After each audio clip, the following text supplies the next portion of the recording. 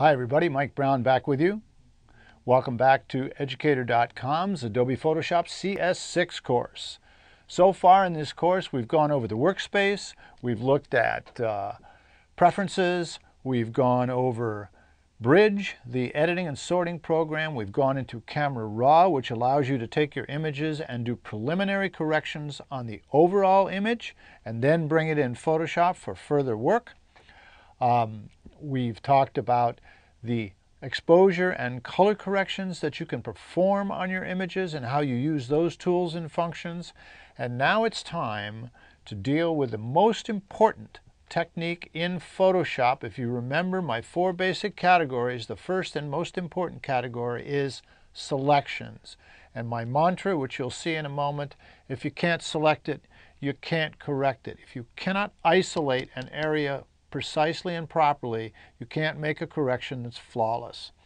We're going to go over the primary selection tools and briefly how they relate to each other, the panels and functions, all that relate to the selecting. And then in this lesson I'm going to close out by showing you a few samples of where we utilize selections and how they actually make the images far better than if you didn't have selections. All right, let's get started. Let's talk for a moment about apps and plugins for photo correction.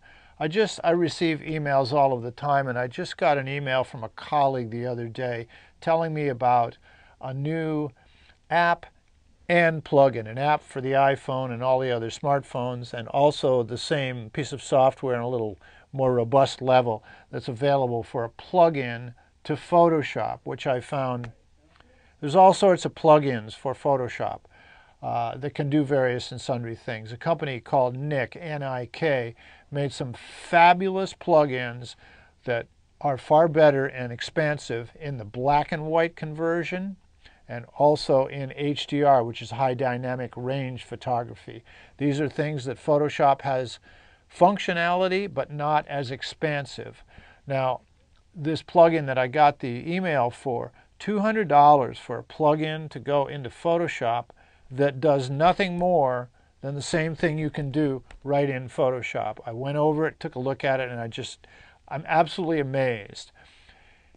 If you're interested in just quick fixing snapshots, taking your iPhone, taking a picture, doing some quick editing and not retouching but correcting, and then popping it up on Facebook, Photoshop is not the right software for you at all. Just get one of these cool apps, and some of them are free, some of them cost $1 or $2. They'll fix those little Photoshops up and they'll look interesting and they'll look better than they did to start with up there on Facebook and on the internet. But if you're serious, you need Photoshop. In today's world of digital photography, a decent camera is inexpensive, and even the cell phone cameras are now of decent quality and resolution. So almost every image you take today is going to be a reasonable high quality photo. Technically, it's up to you to provide the artistry to make that a good photo to take further. And there are just all these apps and plugins that you can correct all sorts of stuff: exposure, color, sharpening, all sorts of effects, old-time effects, whacked out filter effects, all sorts of stuff. Some of them offer basic options to retouch, crop, sharpen, color correct, and so on. In the end, most all of these programs can improve the look of your images. But if you're doing serious photography, Photoshop is the only solution. It's far more expansive, far more precise, and if you know how to use it right, which I'm going to teach you all of this, just as easy to use. If you're working with any of these high resolution files and your end product is a high quality print, or maybe if you're a professional going to a client for an ad, poster, catalog, or even a billboard, high quality photography, precise retouching and enhancement is absolutely essential. You cannot get that with any other of these plug-in programs or other programs that I know of besides Photoshop.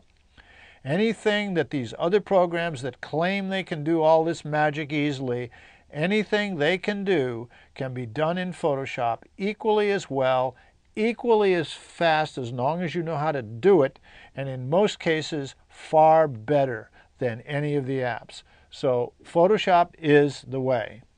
What really sets Photoshop apart from all of the rest is the variety of precision, high-quality tools and functions and techniques, and most notably, the array and quality of the selection tools and methods. Selections are the key.